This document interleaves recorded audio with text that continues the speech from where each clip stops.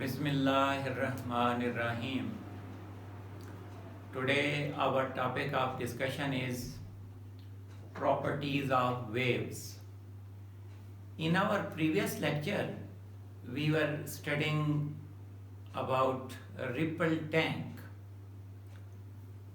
और आपने पढ़ा था कि रिपल टैंक वेव्स को जनरेट करता है और फिर बाद में उन वेव्स की स्टडी करता है, उनकी डिफरेंट प्रॉपर्टीज़ को स्टडी करता है। Wave properties, well known wave property क्या होती हैं आप भी जानते हैं कि वो रिफ्लेक्शन, वेव हमेशा एक रिफ्लेक्ट करती है, reflection of waves, refraction of waves, diffraction of waves, interference of waves, तो मुख्तलिफ किस्म की वेव्स की प्रॉपर्टीज़ होती हैं।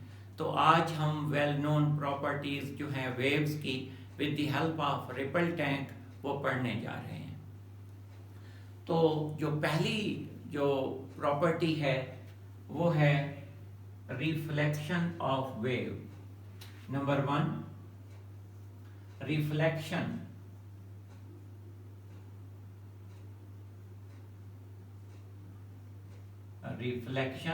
ऑफ वेव्स की जो रिफ्लेक्शन है।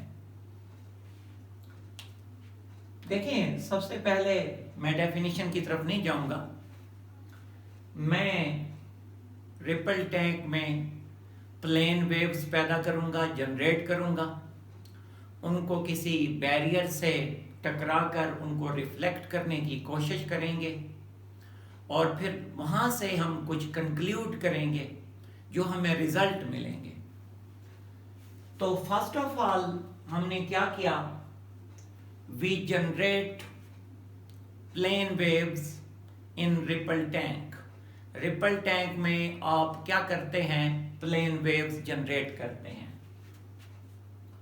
तो first of all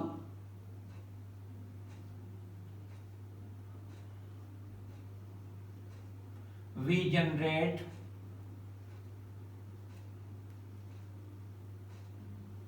plane waves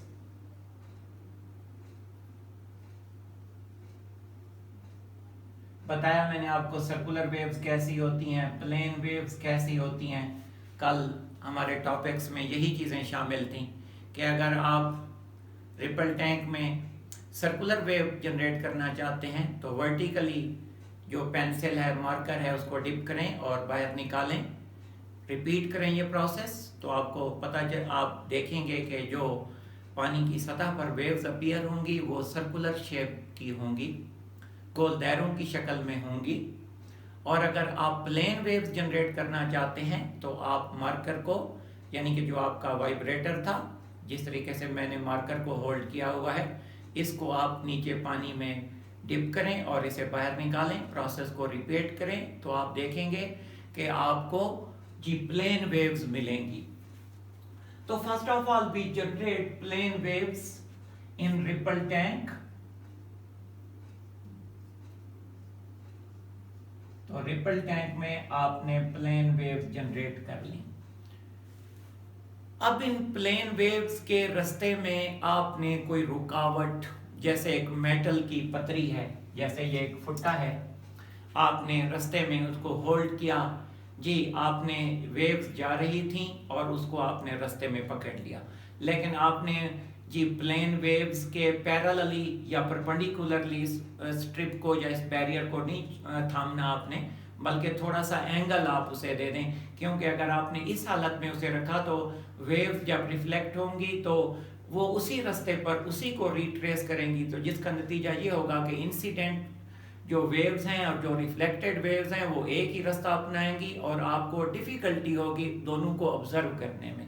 तो इसलिए आपने क्या करना है, इसको थोड़ा सा एंगल दे देना है मेटल स्ट्रिप को, ताकि जो रिफ्लेक्टेड वेव्स हैं वो उसी रास्ते पर ना जाएं, बल्कि थोड़ा सा एक डिफरेंट रास्ता अख्तियार करें जी। तो आपने क्या किया, now we place a metal strip, एक मेटल की पतरी, मेटल स्ट्रिप रास्ते में रख दें, किनके, इंसिडेंट वेव्स, जो वेव्स आ रही हैं जी।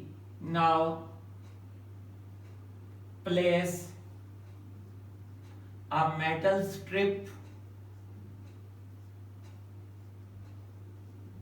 जो कि एक पतरी भी है जी, और बैरियर भी आप इसको कह सकते हैं, रुकावट है, barrier in the path of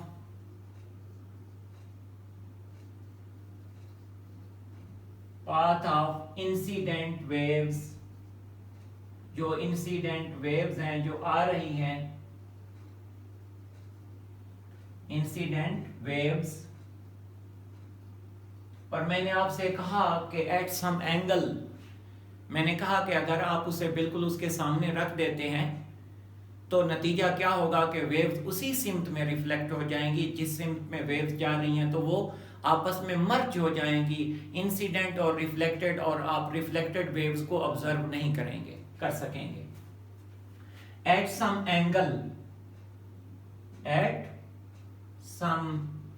angle जी, as shown in the figure, मैं फिगर आपको दिखाता हूं जी। थोड़ा सा उससे बचने के लिए, वक्त की कमी को मद्देनजर रखते हुए, मैंने एक फिगर यहां पर बनाया है। देखें जरा, इसको गौर कीजिए कि अगर मैं थोड़ा सा लाइट को यहां पर वो करूं तो देखिए आप यहां पर कि ये जो हर्डल है ये सामने खड़ी है, देख सकते हैं आप, ये इस वक्त हर्डल है, ये रुकावट है, ये वही फुट्टा है। इंसिडेंट वेव्स, ये जो आपको पैरेलल ब्लू शेप में जी जो आपको लाइंस दिखाई दे रही हैं, ये इंसिडेंट वेव्स हैं। वो वेव्स जो आपने क्या पैदा की, पानी की सतह के ऊपर आपने जब डिप किया था मार्कर को, वाइब्रेटर को, तो ये वेव्स पैदा हो गई थी। ये वेव्स क्या हो रही हैं जी, आगे इससे रिफ्लेक्ट हो रही हैं, तो रिफ्लेक्टेड वेव्स आप देख सकते हैं, दूसरे शक्ल में आपको दिखाई दे रहा है, ये रिफ्लेक्टेड वेव्स हैं, ये रिफ्लेक्टेड वेव्स आपको दिखाई दे रही हैं। और मैंने यहां पर एक रेड कलर में एक लाइन जो है वो ड्रॉ की है। तो ये रेड कलर की जो लाइन है वो actually direction of propagation of energy, जिस सिमत में एनर्जी जो है वो प्रोपेगेट कर रही है, ये वो वाली है जो, और इन वेव फ्रंट्स के ऊपर ये परपेंडिकुलर है। ये जो सामने आपके वेव फ्रंट्स जा रहे हैं, इन वेव फ्रंट के ऊपर ये लाइन परपेंडिकुलर है, और ये लाइन जो रेड लाइन है किसको शो कर रही है, जिस जानिब एनर्जी ट्रांसफर हो रही है, जिस जानिब एनर्जी प्रोपेगेट कर रही है, और वो बिल्कुल नॉर्मल है इन वेव फ्रंट के ऊपर। और अगर आप जी वेव फ्रंट्स के ऊपर जो नॉर्मल है वो रेड लाइन है, और अगर हर्डल पर जो नॉर्मल ड्रॉ करना है आपने, ये मैंने एक ग्रीन में छोटा सा नॉर्मल ड्रॉ किया हुआ है जो कि हर्डल पर नॉर्मल है। तो normal to wave front and normal to hurdle, तो इसके दरमियान में जो एंगल है ये एंगल ऑफ इंसिडेंस कहलाता है। क्या कहलाता है? Angle of incidence. और इसी तरीके से ये हर्डल है, ये वेव फ्रंट्स जो जा रहे हैं इनके ऊपर एक परपेंडिकुलर जो कि रेड में दोबारा से, तो ये रिफ्लेक्टेड जी वेव की डायरेक्शन है या जिस जानिब एनर्जी प्रोपेगेट कर रही है जी। तो ये लिखा हुआ है कि रिफ्लेक्टेड जी डायरेक्शन, बल्कि रिफ्लेक्टेड डायरेक्शन क्या है जी, in which energy is being propagated. और जी नॉर्मल टू वेव फ्रंट और नॉर्मल टू दी हर्डल, इनके दरमियान में जो है वो एंगल ऑफ रिफ्लेक्शन पाया जाता है। क्या पाया जाता है? Angle of reflection. तो ये मैं आपको बताना चाह रहा था जी। तो as shown in the figure आपके सामने है, इंसिडेंट वेव्स जा रही हैं, हर्डल उसके रास्ते में रखी हुई है और ये रिफ्लेक्ट होकर आ रही हैं, ये आपके सामने जी। तो इस तरीके से हमारे पास क्या हो गया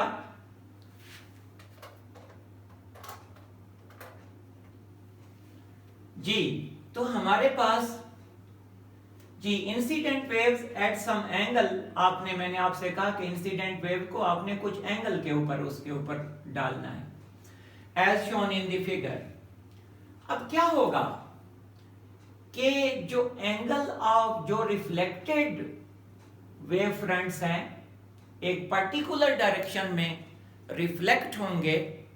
ये रिफ्लेक्टेड वेव फ्रंट आपके सामने आ रहे हैं जी। Now place a metal strip barrier in the path of incident waves at some angle as shown in the figure. तो अब क्या होगा, रिफ्लेक्शन अकर होनी है, यकीनी बात है, ये आप जानते हैं। तो after striking against the barrier the waves reflect in a particular direction. After striking against the barrier,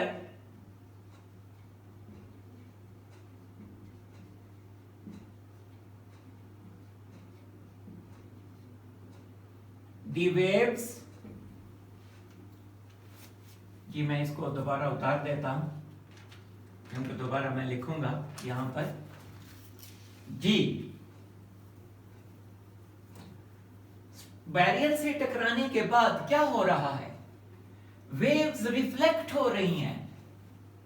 the waves will reflect, लेकिन रिफ्लेक्शन के भी कुछ क्राइटेरिया है, कुछ असूल हैं। वो क्या असूल हैं कि जो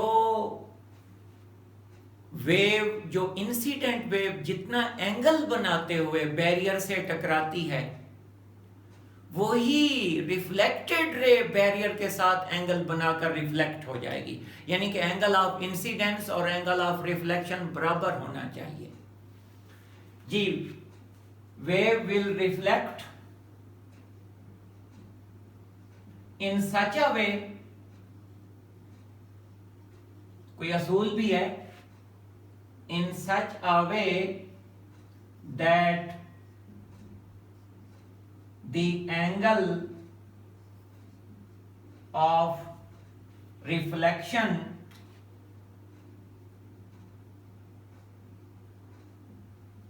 is equal to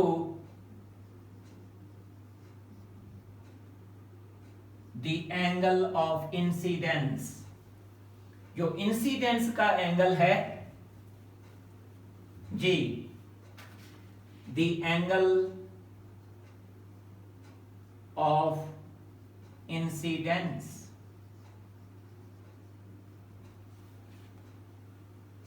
थोड़ा सा मैं इसको मजीद एक फिगर से मजीद समझाने की कोशिश करता हूं। पहले जो मैंने फिगर यहां पर पेस्ट किया था, दिखाया आपको यहां पर, वो आपकी बुक में भी बना हुआ है। और अब मैं थोड़ा सा मजीद एक फिगर बनाता हूं। ये वही मैंने बैरियर रख दिया है और अब मैं इंसिडेंट वेव फ्रंट, जब ये मैं डिप करूंगा तो उससे जो वेव्स पैदा होंगी जी, तो वो इंसिडेंट वेव फ्रंट जो है वो मैं बना रहा हूं, जरा गौर से देखिएगा। ये इंसिडेंट वेव फ्रंट आ रहे हैं आपके, ये देख सकते हैं आप, और आप देख सकते हैं ये इंसिडेंट वेव्स हैं जो आ रही हैं आपकी। तो ये इंसिडेंट वेव के ऊपर अगर मैं परपेंडिकुलर ड्रा कर दूं तो वो क्या होता है, वो मैंने आपको बताया कि वेव्स के ऊपर जो परपेंडिकुलर मैंने पहले बनाया था वो direction of propagation of energy, के जिस जानिब एनर्जी ट्रांसफर हो रही है। तो अगर आप इसके ऊपर परपेंडिकुलर ड्रॉ करते हैं जी, इन वेव्स फ्रंट के ऊपर आप परपेंडिकुलर ड्रॉ करते हैं तो वो परपेंडिकुलर जो होगा वो किसको जाहिर करेगा, जिस जानिब एनर्जी ट्रांसफर हो रही है। तो इन वेव्स फ्रंट के ऊपर एक परपेंडिकुलर ड्रॉ किया गया है जी। इसी तरीके से जो रिफ्लेक्टेड वेव्स हैं वो इस अंदाज से, मैं उनको थोड़ा सा डॉटेड उसमें ले जाता हूं, ये डॉटेड, ये डॉटेड, ये डॉटेड जा रही हैं, ये रिफ्लेक्टेड वेव फ्रंट है। बाउंड्री से टकराने के बाद waves reflect back, bounce back हो रही हैं। तो इन रिफ्लेक्टेड वेव्स के ऊपर भी एक नॉर्मल ड्रॉ कर दें, और वो नॉर्मल किसको जाहिर करता है वो मैं पहले बता चुका हूं आपको। किसको जाहिर करता है? जिस जानिब एनर्जी ट्रांसफर हो रही हो। तो direction of propagation of energy, चाहे वेव्स इस अंदाज से जा रही होती हैं, लेकिन एनर्जी का ट्रांसफर आपको भी पता है कि उसी जानिब हो रहा होता है। Particle up and down move कर रहे होते हैं, लेकिन एनर्जी का जो ट्रांसफर है वो जी सीधा मुंतकिल हो रहा होता है। तो आप देखें ये नॉर्मल है इंसिडेंट वेव फ्रंट पर, और ये नॉर्मल है रिफ्लेक्टेड वेव फ्रंट के ऊपर। और एक नॉर्मल ड्रॉ कर लें इस बाउंड्री के ऊपर, ये बाउंड्री जो हमारे पास मौजूद है, इस बाउंड्री पर एक नॉर्मल ड्रॉ कर लेते हैं, और वो नॉर्मल ये है जी, ये नॉर्मल है बाउंड्री के ऊपर। थोड़ा सा इसको बेहतर बना देते हैं, एक मिनट जी।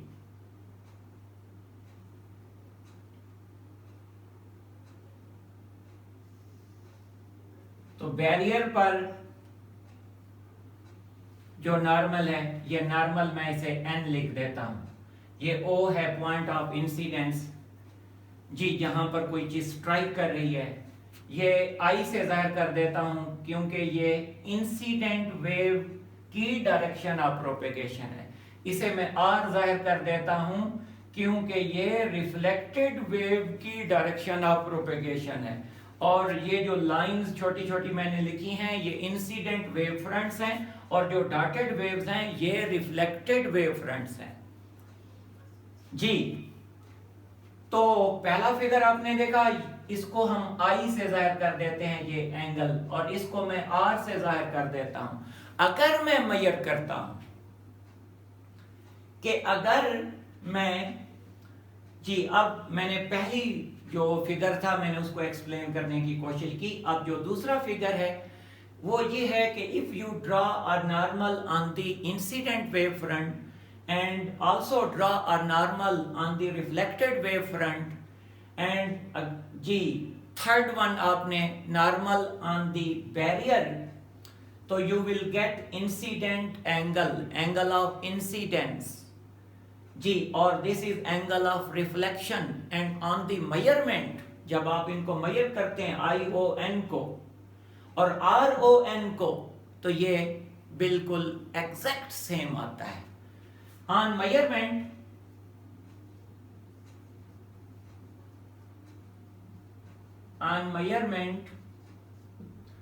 जी क्या हो रहा है, measurement of angle ION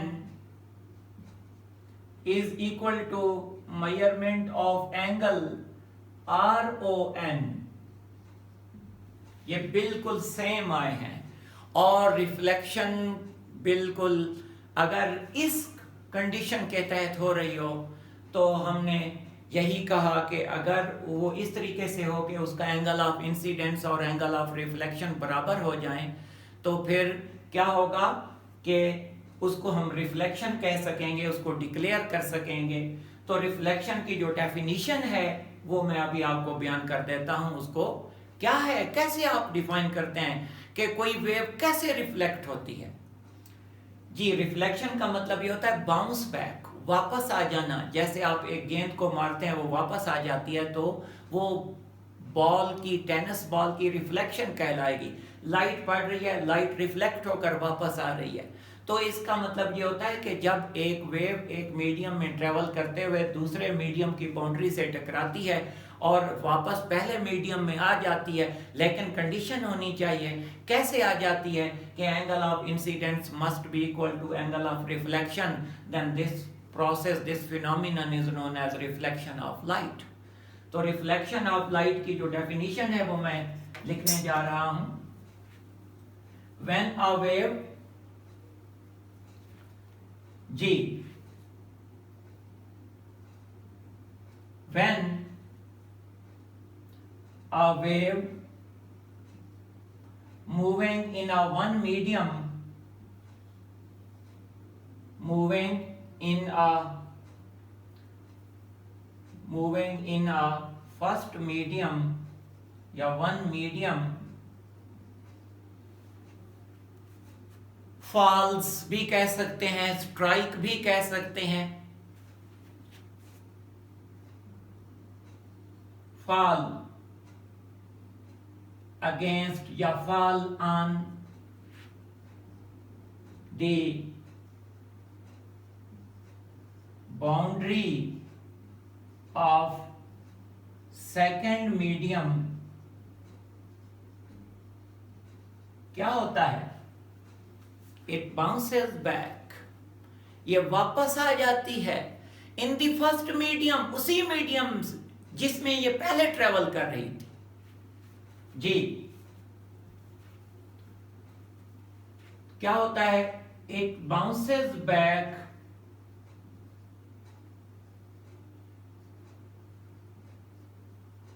in the first medium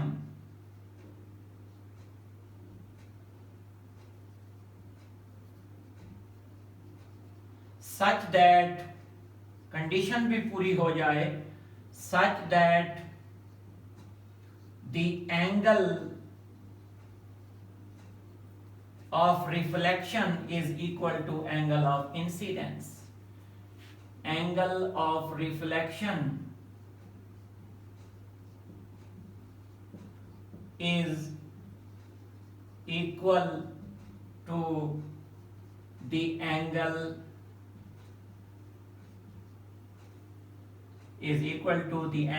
of incidence. ये है जी रिफ्लेक्शन। तो रिफ्लेक्शन यहां पर मैं मैकेनिकल वेव्स की बात कर रहा हूं, मैं लाइट की बात नहीं कर रहा हूं।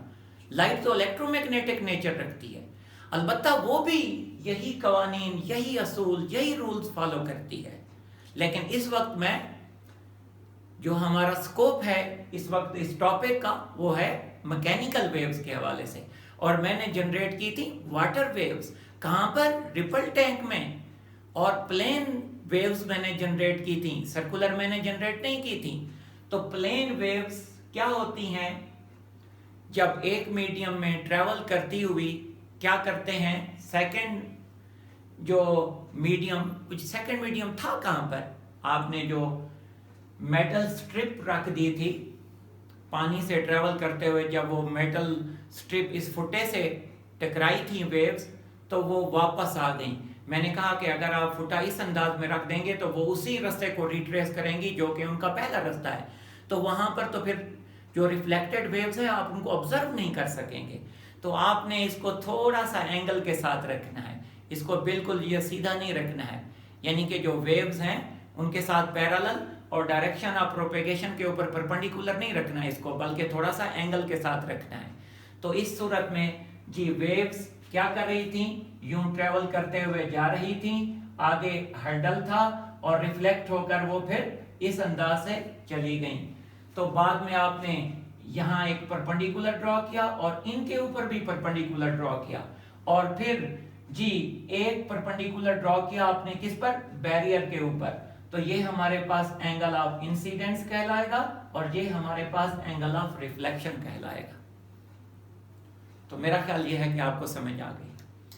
अब आते हैं हम जी डेफिनेशन को भी मैं एक दफा रिपीट कर देता हूं। When a wave moving in one medium, first से बेहतर आप वन लिख लें जी, एक मीडियम में मूव करती हुई fall on the boundary of second medium. तो सेकेंड मीडियम ये था, इसकी बाउंड्री से टकरा गई, आप इस पर गिरी। इट क्या होता है? तो एक वेव है, इट बाउंसेस बैक, ये टकरा कर बाउंस करती है। अब अगर मैंने कहा अगर सीधा होता तो बिल्कुल उसी रास्ते पर बाउंस बैक करती, लेकिन अब क्योंकि ये थोड़ा सा टेढ़ा है तो उन्होंने जो बाउंस बैक किया, यूं जा रही थी और बाउंस बैक इस रास्ते पर कर रही जी। Bounce back in the first medium, ये सारा पहला मीडियम है, वो दोबारा पानी में वापस आ जाएंगी। In the first medium such that the angle of reflection is equal to the angle of incidence. जो आपका एंगल ऑफ रिफ्लेक्शन है और जो आपका एंगल ऑफ इंसिडेंस है, अगर ये बराबर हों तो रिफ्लेक्शन की जो डेफिनेशन है, रिफ्लेक्शन की जो कंडीशन है, उसके ऊपर जो मैकेनिकल वेव्स रिफ्लेक्ट हुई हैं वो बिल्कुल रिफ्लेक्शन को फुलफिल कर रही होंगी, अदरवाइज नहीं। तो मैंने आपको कहा कि ये इंसिडेंट वेव फ्रंट्स थे, इनके ऊपर जो परपेंडिकुलर है वो डायरेक्शन ऑफ प्रोपेगेशन, ये रिफ्लेक्टेड वेव फ्रंट्स हैं और इन पर जो परपेंडिकुलर है वो डायरेक्शन ऑफ प्रोपेगेशन यानी कि direction in which energy is being shifted. और जो ये परपेंडिकुलर है ये हर्डल के ऊपर, ये फुट्टे के ऊपर, ये बैरियर के ऊपर परपेंडिकुलर है। तो 3 आपने नॉर्मल ड्रॉ किए हुए हैं। पहला नॉर्मल है वो इंसिडेंट वेव फ्रंट पर नॉर्मल है, दूसरा नॉर्मल जो है वो रिफ्लेक्टेड वेव फ्रंट्स के ऊपर नॉर्मल है, और जो तीसरा नॉर्मल है वो बैरियर के ऊपर नॉर्मल है। तो 3 नॉर्मल मैंने ड्रॉ किए हैं। वेव फ्रंट होता क्या है वो मैंने आपको पहले भी डेफिनेशन में बताया था कि वेव फ्रंट एक सरफेस का नाम है। तो wave front is a surface on which all the particle of the medium are in same phase of vibration। तो यानी कि तमाम जो पार्टिकल हैं जो इस वेव फ्रंट पर हैं या इस वेव फ्रंट पर हैं, इस वेव फ्रंट पर हैं या इस वेव फ्रंट पर हैं, उनकी सब का फेज ऑफ वाइब्रेशन यानी कि सारे के सारे जी क्रेस्ट पर हैं, सारे के सारे ट्रफ पर हैं, तो इस तरीके से उनका फेज ऑफ वाइब्रेशन सेम होना चाहिए जी। तो काफी इसके ऊपर हमने डिस्कशन की। अब मैं नेक्स्ट प्रॉपर्टी की तरफ जाता हूं, और नेक्स्ट प्रॉपर्टी है मेरे पास रिफ्रैक्शन ऑफ द वेव्स। जी, रिफ्लेक्शन का मतलब होता है लौट आना, और रिफ्रैक्शन का मतलब होता है गुजर जाना, किसी चीज में एंटर हो जाना। Refraction number 2, refraction of waves, refraction of waves जी। अब इसके लिए भी सबसे पहले तो वही आपने जनरेट करनी है water waves, plane water waves in the ripple tank, और फिर आपने आगे 2 मीडियम जनरेट करने हैं। यानी कि मैं यहां पर थोड़े से मीडियम डिफरेंट तरीके से जनरेट करूंगा, आप जरा गौर से देखें। तो अब सबसे पहले मैंने जनरेट करनी है plane water waves. Generate plane water waves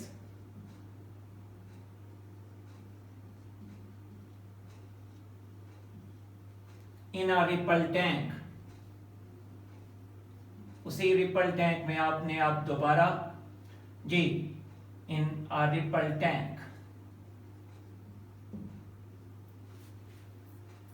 अब रिपल टैंक में आपने एक पीस ऑफ मेटल, आपने piece of a glass piece, एक आपने ग्लास का एक टुकड़ा, यानी कि जो आप ग्लास होता है जैसे ये विंडो इसके जो बने हुए हैं, तो इस हवाले से आपने क्या करना है कि एक ग्लास से बना हुआ एक पीस आपने रख देना है। कहां पर? रिपल टैंक के अंदर। तो जहां पर ग्लास रखा हुआ होगा उसके ऊपर पानी थोड़ा कम सतह होगी, और बाकी जो रिपल टैंक है उसमें पानी ज्यादा गहरा होगा। तो अब मैं 2 अलग-अलग शैलो वाटर भी बना रहा हूं और डीप वाटर। डीप वाटर का मतलब होता है गहरा पानी, और शैलो वाटर का मतलब होता है कम गहरा पानी। तो मैं 2 डिफरेंट सरफेसेस जनरेट कर रहा हूं, पोर्शन जनरेट कर रहा हूं। एक में शैलो वाटर है, कम गहरा पानी, और एक में डीप वाटर है जिसमें ज्यादा गहरा पानी है। अब इसका यकीनी बात है ये 2 मीडियम अलग-अलग बन जाएंगे। जैसे आप कहते हैं ना एक मीडियम से दूसरे मीडियम में दाखिल होना, तो अब शैलो वाटर और डीप वाटर डिफरेंट किस्म के मीडिया बन जाएंगे, डिफरेंट किस्म के मीडियम बन जाएंगे। Generate plane water waves in a ripple tank जी। Place a piece of a rectangular piece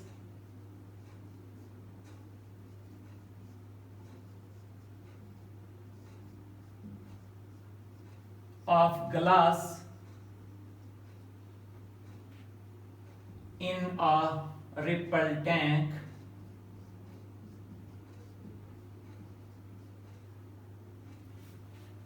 in this way we get 2 portions.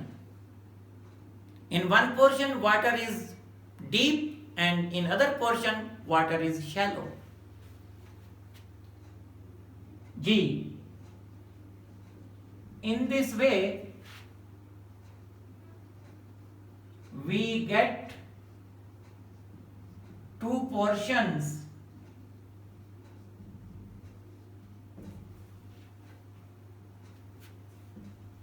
in one portion water is deep and in one portion water is shallow. In one portion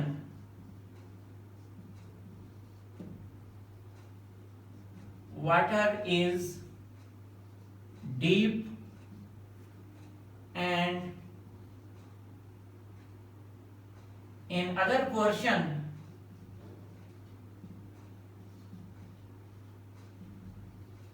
water is shallow, कम गहरा.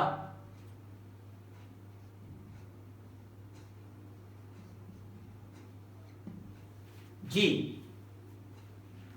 अब हमारे पास मैं थोड़ा सा इसका figure बना भी देता हूं, जरा गौर कीजिए. मेरे पास क्या है, ये रिपल टैंक है जिसका ये रेक्टेंगुलर ट्रे, जिसका बॉटम आपको पता है वैसे भी ग्लास से बना हुआ होता है. आपने इसके एक पोर्शन में क्या जनरेट कर लिया, आपने एक ग्लास का टुकड़ा रख दिया. ये ग्लास का टुकड़ा है. तो अब क्या है, इसमें जो वाटर है इस पोर्शन में डीप है, जबकि इस पोर्शन में जो वाटर है वो शैलो है. आपको भी पता है कम गहरा है. ये पानी यहां तक है.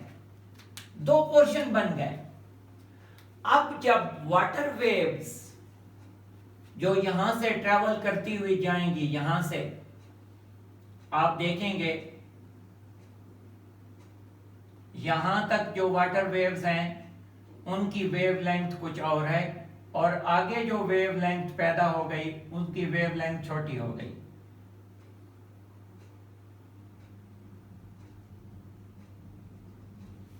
अब देखें यहां पर जो वेवलेंथ है वो कम है और इधर जो है वेवलेंथ ज्यादा हो गई है. हमें डिफरेंट किस्म के यानी कि वेवलेंथ मिली हैं. शैलो वाटर में जो है वो वेवलेंथ लैम्डा जो है वो बड़ा है, और जो ही आप शैलो वाटर में चले गए वहां पर लैम्डा कम हो गया. और आपको पता है कि फ्रीक्वेंसी तो जो होती है वो तो एडजस्टेड होती है वाइब्रेटर की फ्रीक्वेंसी के साथ. फ्रीक्वेंसी का जो ताल्लुक है वो वाइब्रेटर की फ्रीक्वेंसी के साथ है. तो फ्रीक्वेंसी तो थ्रू आउट सेम रहनी है, लेकिन लैम्डा का चेंज होना किस चीज की नुमाइंदगी कर रहा है, किस चीज को रिप्रेजेंट कर रहा है. आप जानते हैं V is equal to F lambda. अगर लैम्डा किसी पोर्शन में कम होता है तो इसका मतलब है वहां पर वेव स्पीड में कमी आ जाएगी, और अगर जहां पर वेव लेंथ ज्यादा है तो समझ लें वहां पर वेव स्पीड भी ज्यादा है. तो इसका मतलब यह है कि शैलो वाटर में वेव स्पीड कम ज्यादा है, और क्योंकि वहां पर लैम्डा भी बड़ा है, और जो ही डीपर वाटर में, और जो ही आप शैलो वाटर में चले गए, कम गहरे पानी में चले गए, वहां पर आपका लैम्डा भी कम हो गया और वहां पर आपकी वेव स्पीड भी कम हो जाएगी. तो we get two portions. In one portion water is deep and in other portion water is shallow. तो अब क्या होगा, as the wave enters from deeper water into shallower water, what happens? You tell. आप बताएं मुझे. सामने है आपके कि वेवलेंथ में कमी अपीयर हो जाएगी, और वेवलेंथ की कमी किस चीज को जाहिर कर रही है, वेव स्पीड की कमी को जाहिर कर रही है. तो as water waves enter from deeper water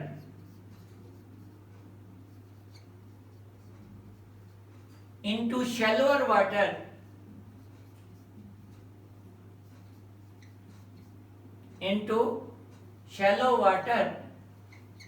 क्या होगा जरा बताएं ना मुझे.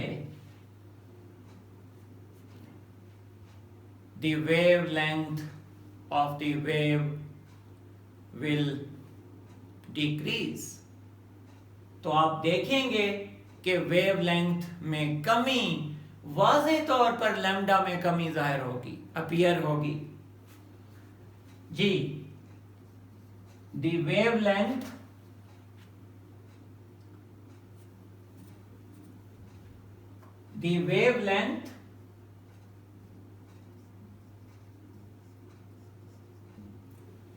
क्या होगी? The wavelength will decrease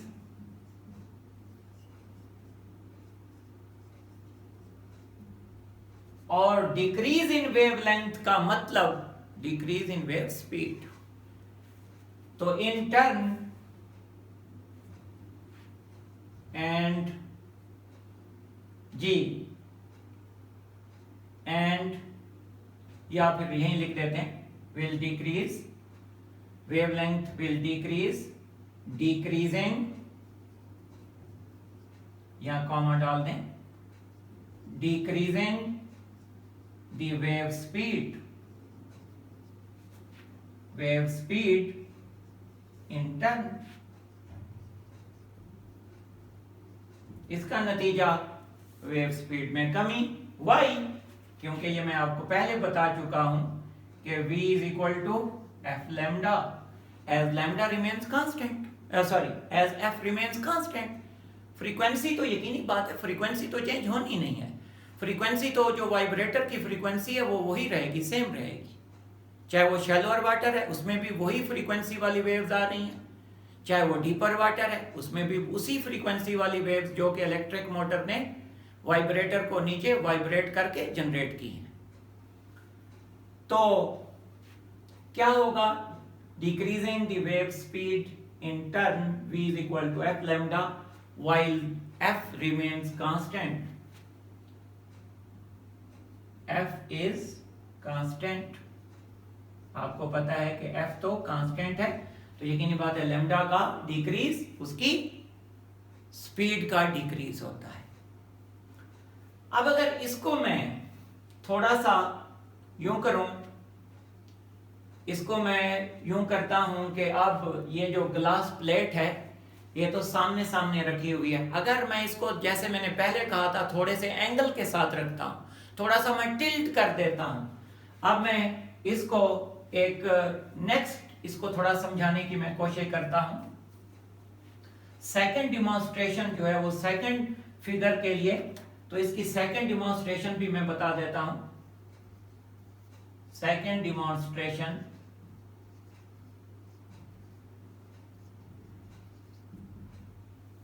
ji, second demonstration में आपने यूं करना है कि now we tilt the glass piece. अब आप ग्लास पीस को यानी कि इसके ऊपर जो वेव्स एंटर हों वो बिल्कुल ऐसे सीधी ना जाएं बल्कि थोड़ा सा टिल्ट कर दें। Now we tilt the glass piece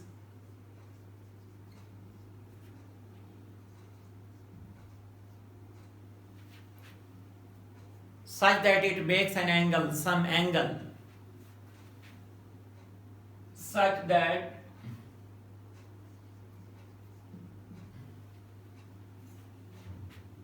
it makes some angle with the incident waves।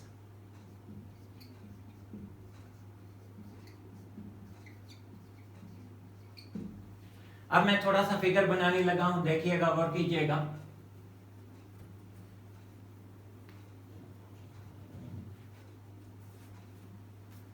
अब हम यूं करते हैं कि जो ग्लास पीस है उसको हम टिल्ट कर देते हैं। बाउंड्री मैंने जो है वो ग्लास की यूं कर दी है, ये देखें, ये बाउंड्री है, आपने ग्लास पीस यूं रख लिया है। यहां पर वेव्स सामने से आ रही हैं। वेव्स जो हैं वो यहां से आ रही हैं, ये सामने से वेव्स आ रही हैं, जरा गौर से देखें इसको। ये वेव्स हैं हमारे पास जी, इस तरीके से वेव्स आगे की तरफ जाएंगी। ये वेव्स हैं, ये वेव्स आगे की तरफ जा रही हैं। यहां तक तो चूंकि आगे ग्लास है नहीं तो ये सीधी चली गई। अगली जो वेव है, वेव फ्रंट है, वो जब यहां पर ग्लास पर पड़ेगी तो ये थोड़ी सी टेढ़ी हो जाएगी, अपनी डायरेक्शन को चेंज करेगी। ये आप देखें, डायरेक्शन को चेंज किया। दूसरे वेव फ्रंट जब यहां पर पहुंचा, उसने भी अपनी डायरेक्शन को चेंज किया। देखें जरा गौर से। तीसरा वेव फ्रंट जब पहुंचा जी, ये देखें, वेव फ्रंट जब यहां पर पहुंचा, इसने फिर अपनी डायरेक्शन को चेंज किया। आप देखेंगे यहां पर कि जिस तरीके से आप ये बेंड हो रही हैं अपने रास्ते से, और ये बाउंड्री है किसकी, वो ग्लास की। जो इंसिडेंट रे इस बाउंड्री के साथ एंगल बनाती है उसे आप आई कहते हो, ये आई है। और जो रिफ्लेक्टेड रे बनाती है बाउंड्री के साथ उसे आप आर कहते हो। ये आई है और ये आर है। मैंने आपको एक और तरीका भी बताया है कि अगर वेव फ्रंट के ऊपर नॉर्मल ड्रा कर दिया जाए और जो रिफ्लेक्टेड वेव फ्रंट्स हैं उनके ऊपर भी नॉर्मल ड्रा कर दिया जाए, और जो बाउंड्री है उसके ऊपर भी नॉर्मल ड्रा कर दिया जाए, तो वो ज्यादा जरा आसान हो जाता है।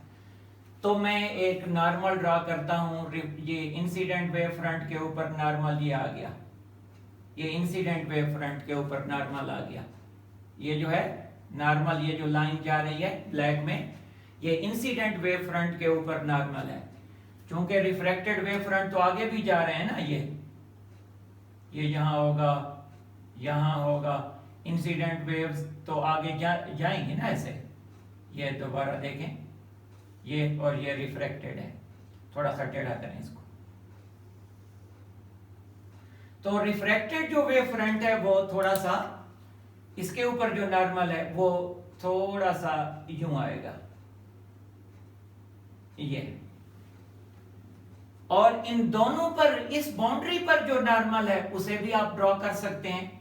ये बाउंड्री पर नॉर्मल आप कर लें जी, ये बाउंड्री के ऊपर नॉर्मल है, ग्लास प्लेट के ऊपर नॉर्मल है। तो ये अब कहलाएगा एंगल ऑफ इंसिडेंस, ये भी आई है, और ये कहलाएगा angle of reflection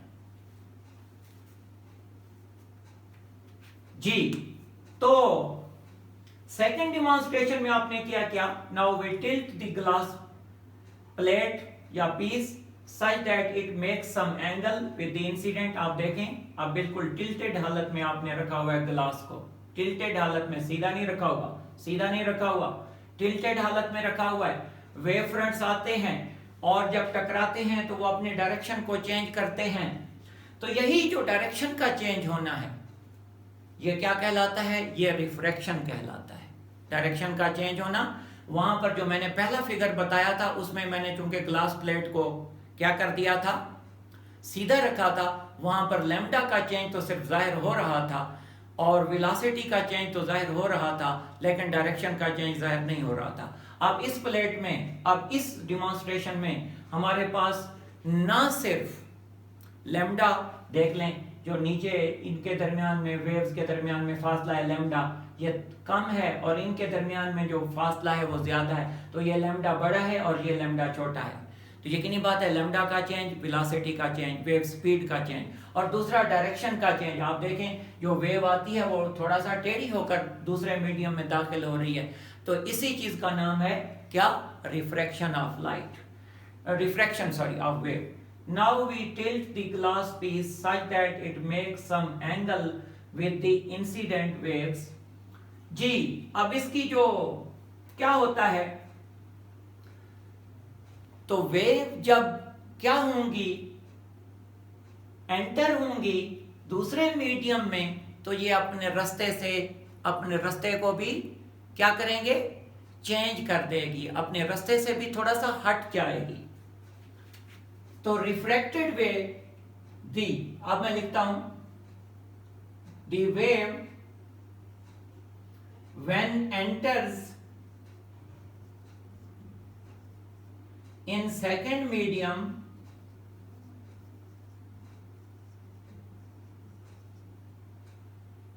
G will not only G ना सिर्फ, पहले क्या होता था, पहले तो सिर्फ लैम्डा चेंज होता था, V चेंज होती थी।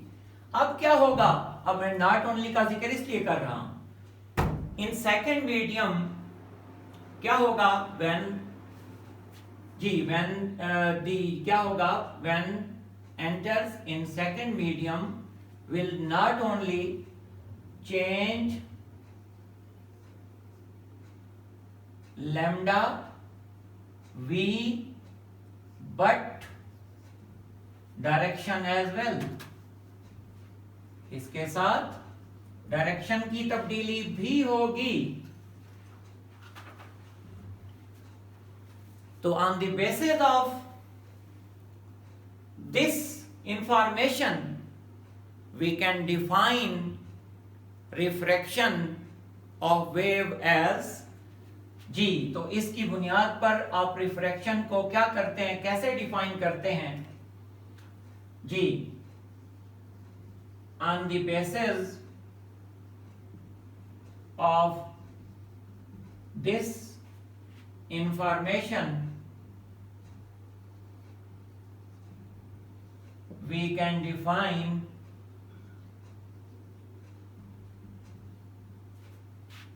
refraction of waves as, आप उसको कैसे डिफाइन करते हैं, the bending of waves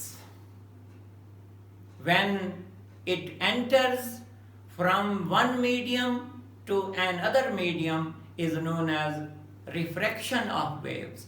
तो एक्चुअली बेंड होना, अपने रास्ते से हट जाना क्या कहलाता है, रिफ्रैक्शन ऑफ वेव्स कहलाता है।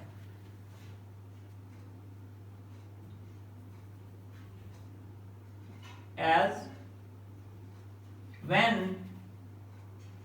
a ray enters from one medium to another medium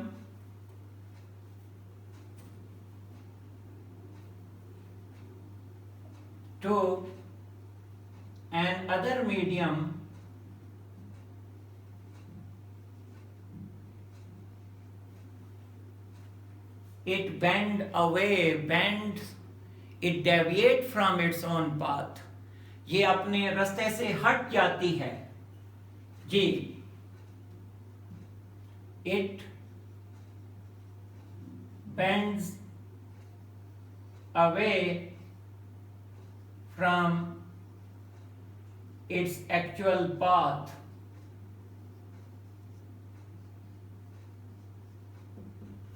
This is known as refraction of wave।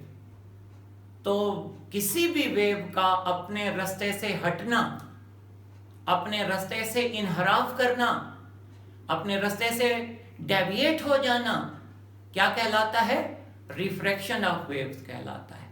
तो आज हमने दो प्रॉपर्टीज डिस्कस की हैं, reflection of waves and refraction of waves. तो रिफ्लेक्शन का मतलब था बाउंस बैक, वापस आ जाना, और रिफ्रैक्शन का मतलब है गुजर जाना, लेकिन गुजरते हुए भी रास्ते का चेंज होना, यानी कि रोशनी का वेव का जब एक मीडियम से दूसरे मीडियम में जब हम दाखिल उसको करते हैं और अगर वो सीधी चले जाए तो वो रिफ्रैक्शन नहीं है, बल्कि वेव अपने रास्ते से हट जाए, तो ऐसी सूरत हाल में जो है हम उसको फिर रिफ्रैक्शन का नाम देते हैं। तो आज के लेक्चर को यहीं ख़त्म करते हैं। इंशाल्लाह वेव प्रॉपर्टीज़ जो बाकी हैं उनको अगले लेक्चर में हम इंशाल्लाह डिस्कस करेंगे।